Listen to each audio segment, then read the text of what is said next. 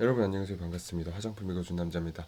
일단 사과의 말씀을 먼저 드려야 될 것 같아요. 제가 오늘 영상을 찍었는데 되게 어떻게 보면 야심차게 준비한 영상인데 사실 소리가 지금 BGM이 너무 큰 것을 제가 미처 확인을 하지 못하고 영상을 업로드를 했습니다.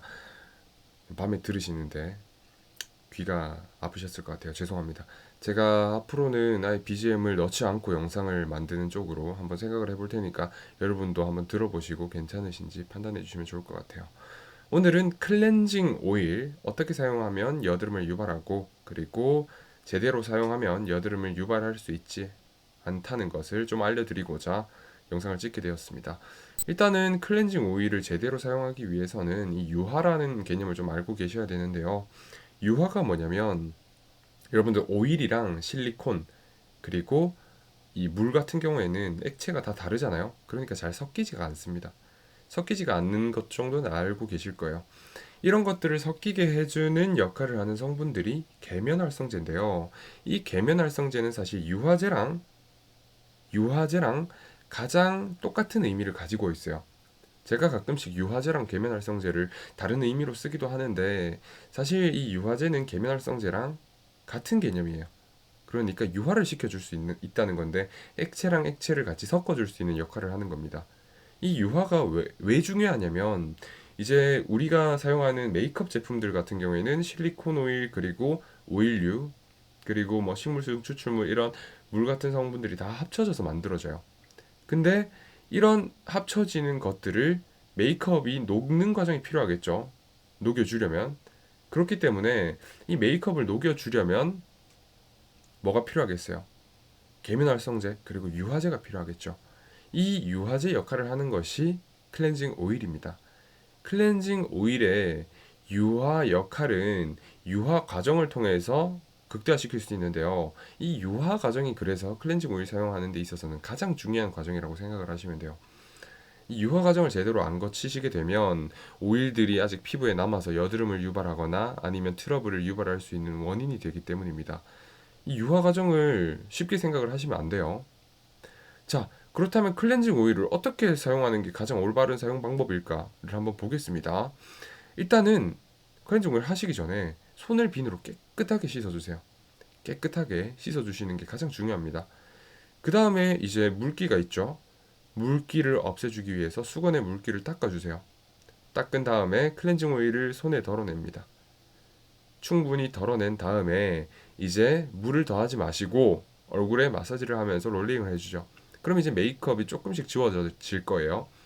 지워지는데 이때 충분히 롤링을 하셨다면 물을 조금 더해서 롤링을 해주세요. 얼굴에 물을 조금 더 더해서 롤링을 해주시면 이제 유화 단계가 시작되는 겁니다. 본격적으로. 자, 클렌징 오일이 약간 우유색을 띠면서 피부 위에 약간 점도는 줄어들겠죠. 그러면서 맴돌기 시작해요. 그리고 거기다가 물을 좀 더 더해주고 롤링해주면서 유분기를 충분히 씻어낸다는 느낌으로 클렌징을 해주시는 겁니다. 충분히. 그렇게 하시게 되면 점점 묽어지겠죠. 점점 묽어지면서 서서히 씻겨나가게 해주시는 거예요. 이 클렌징 오일들이. 그리고 나서 피부가 어느 정도 매끈해졌다고 생각이 되시면 이제 클렌징 폼으로 2차 세안을 하시면 되는 겁니다. 남은 오일기나 그리고 메이크업 잔여물들을 이런 클렌징 폼으로 마무리를 해주시는 거예요. 이 마무리 과정도 되게 중요해요. 여러분들이 이제 2차 세안 안 하시고 클렌징 오일로만 마무리 하시는 분들이 계시는데 이렇게 하시면 이제 여드름 날 수 있는 원인이 된다는 겁니다. 그러면 도대체 어떻게 해서 클렌징 오일이 여드름을 유발하는지에 대해서는 아시고 계시겠죠? 자, 클렌징 오일은 오일이니까 모공을 막을 수 있겠죠. 우리 피지가 오일인데 지용성이잖아요. 지용성. 지용성이 뭐냐면 기름을 녹일 수 있다는 건데 기름, 클렌징 오일 같은 경우에는 피지 속으로 들어갈 수 있겠죠. 모공 속으로. 기름이니까 부드럽게 들어갈 수가 있는 겁니다. 자, 스텝 1을 보세요. 어떻게 하는지 이제 제대로 알려드릴게요. 피부 위에 클렌징 오일을 얹습니다. 이때 피부 위에 지금 메이크업이 된 상태죠. 그러면 이 메이크업 성분들이 지금 오일리한 성분들이 남아 있는데 오일이랑 오일이 섞이게 되면 지금 이제 유화 역할이 시작되는 거예요. 이렇게 이제 시작을 본격적으로 하는 겁니다. 근데 이렇게 오일이 아까 남아 있으면 어떻게 된다 했죠? 피부에 여드름을 유발하고 모공을 막고 피지에 오히려 스트레스를 가하고 모공에 스트레스를 가할 수 있다고 말씀을 드렸죠. 그러니까 이제 스텝 2가 필요한 겁니다. 물을 조금 더 해주면 어떤 일이 일어나면, 자, 오일은 물보다 가볍죠. 그러니까 오일이 피부에 붙어 있다고 생각을 해보세요. 근데 거기 물을 더해주면 물이 오일 밑으로 들어가면서 오일을 위로 쫙 끌어당겨줘요.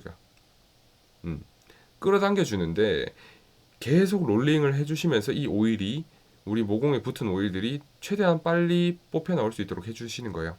그리고 물을 조금 더 더해주고 조금 더 더해주고 조금 더 더해주면, 스텝 3를 보시면 오일이 끝까지 밀려나갔죠. 그리고 스텝 4, 2차 세안을 통해서, 그러니까 클렌징 폼이나 클렌징 젤과 같은 수용성 클렌징을 통해서 완전히 이런 나머지 잔여물들을 없애주시는 거예요. 그러면 수분만 남겠죠. 원래 본래 피부에 가지고 있던 그런 유분을 제외하고는, 그죠? 수분만 남게 됩니다. 피지와 수분, 이렇게만 남게 되는 거죠. 그러면 클렌징 오일이 완벽하게 지워지는 거예요. 그렇게 해 주셔야지 여드름이 안 나는 겁니다. 클렌징 오일은 지우는 게 정말 중요해요. 지우기 위해서, 아니 메이크업을 지우는 것도 좋죠. 하지만 피부에서 지워주시는 것도 좋거든요. 두 개 다 중요한 거예요. 메이크업을 지운 다음에는 피부에서 지워내야 되니까 메이크업 잔여물과 함께 물을 더하면서 유화 과정을 충분히 걸쳐주시고, 그리고 나서 2차 세안을 통해서 남은 오일기 그리고 메이크업들을 완벽하게 제거를 해주시는 것이 반드시 필요합니다. 이게 클렌징 오일을 사용하는 올바른 방법이에요. 이렇게 하셔야지 여드름이 나지 않는 상태로 클렌징 오일을 사용을 하실 수가 있어요. 혹시 이런 것들이 걱정이 되시면, 좀 더 걱정되시면, 오일이 아예 안 맞으시는 분들도 계신다면 클렌징 오일을 클렌징 폼이랑 처음에 사용하실 때 충분히 섞어보세요. 섞어서 피부에 롤링을 해보세요. 그러면 클렌징 폼이 약간 유화제 역할을 동시에 수행하면서 유화를 좀 안정적으로 시켜주면서 또 피부에서 그런 메이크업들이나 오일들이 잘 씻겨 나갈 수 있도록 도와주거든요. 그리고 2차 세안을 클렌징 폼으로 한 번 더 해주는 거죠. 그러니까 이게 마치 클렌징 오일 폼을 우리가 만들어서 쓰는 개념이라고 생각을 하시면 돼요. 이 방법을 한번 사용을 해보시면 이제 피부에 자극도 없고, 그리고 트러블을 유발할 수 있는 확률도 최소한으로 낮추면서 클렌징 오일로 메이크업을 충분히 지울 수 있습니다. 여러분들이 생각보다 이 메이크업에 대해서 잘 모르시는 게 있는데, 메이크업은 그렇게 쉽게 지울 수 있는 것들이 아니에요. 이 실리콘 오일들이나 이런 것들이 배합이 되기 때문에 이런 과정을 반드시 걸쳐 주셔야 되는 겁니다. 음, 오일 클렌징, 여러분이 생각하시는 만큼 그렇게 막 악독한 녀석들은 아니에요. 여러분이 생각하시는 여러 것들이 있었는데, 사실 여러 괴담이 많았어요. 클렌징 오일에 대해서 뭐 1분 이상 씻으면 여드름이 난다, 이런 것들이 많았는데, 그 부분에 대해서 명확하게 짚어드리는 동영상이 됐으면 좋겠습니다. 다시 한번 소리가 원활치 못했음을 사과를 드리면서 이번 영상을 마무리하도록 하겠습니다. 지금 늦은 새벽인데, 오늘 하루도 고생하셨습니다. 수고하셨고 내일도 좋은 하루 보내시기 바랍니다. 여러분들 오늘도 고생하셨습니다. 항상 화장품 읽어준 남자를 사랑해주셔서 진심으로 감사합니다. 좋은 하루 보내십시오. 화장품 읽어준 남자였습니다.